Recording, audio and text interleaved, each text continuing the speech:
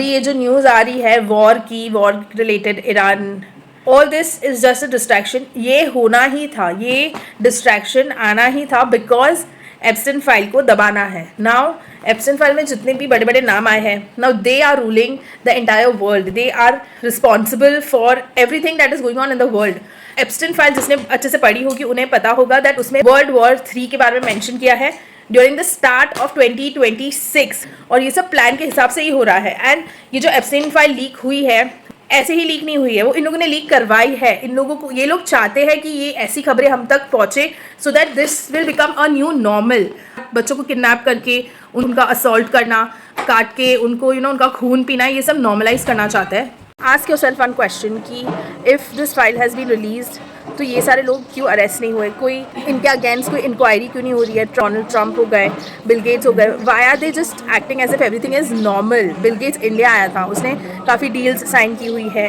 So basically their purpose is to get new world order. And new world order कब applicable होगा? जब पूरी world में इनकी ये जो करतूतें हैं वो उन्हें पता होगी और वो नॉर्मलाइज हो जाएगी। तो इन लोगों ने वही किया है, इन लोगों ने एप्स्टेन फाइल रिलीज़ करके इन सारी चीज़ों को बहुत नॉर्मलाइज किया। मुझे अभी इन सारी चीज़ों में नहीं डिटेल में बात करनी, because I don't want to give my energy to this, because that is their goal कि लोग बहुत पैनिक हो जाए एंड वो सबकॉन्शियसली पूरे हिल जाए, subconsciously they get affected, because if we get affected by this Epstein file, they get the power. It is a part of satanic demonic ritual where if we give power to such news, they get charged and they come into existence even in our life. Illuminati was always existing, Illuminati was always there.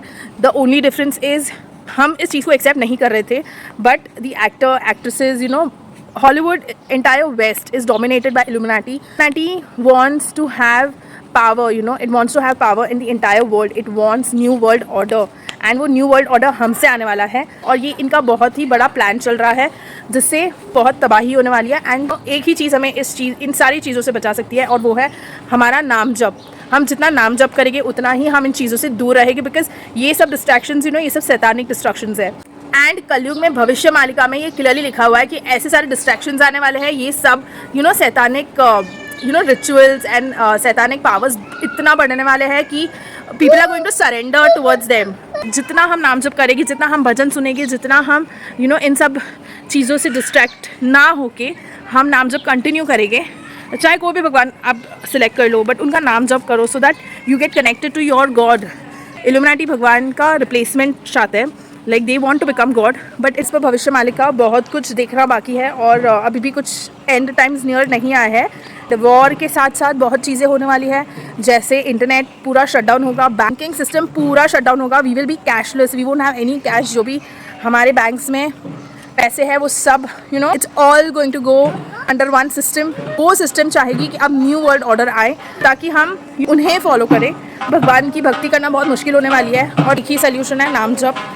मैंने रचाई हुई story नहीं है, this is something already written in Bhavishya Malika. कल की देव का अवतार होगा इसी बाल राक्षस को मारने के लिए। इसी guys you should start chanting your god's name, देवी देवता जो भी है उनका नाम चैंट करना शुरू कर दो।